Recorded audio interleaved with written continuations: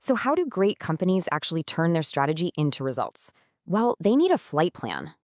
Imagine getting on a plane and the pilot's cockpit has just one dial. Kind of scary, right? That sounds nuts, because a pilot needs a full dashboard to know what's going on. But believe it or not, lots of companies fly their business looking at just one thing, the financials. This is where the Balanced Scorecard comes in. It's the complete instrument panel for your company.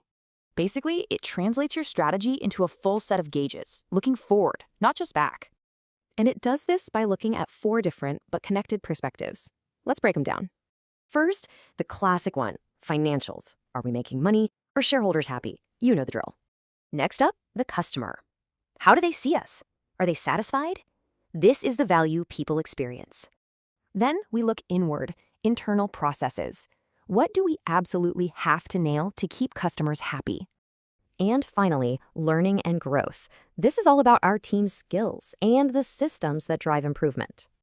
This whole approach is a massive upgrade. It's about thriving in the information age, not just the industrial one. But here's the secret. The magic isn't the dials themselves. It's how they're all wired together. Think of your strategy as a theory, right? A guess about what causes what to happen. And this is the strategy map. This is the real power. It's a simple chain of cause and effect.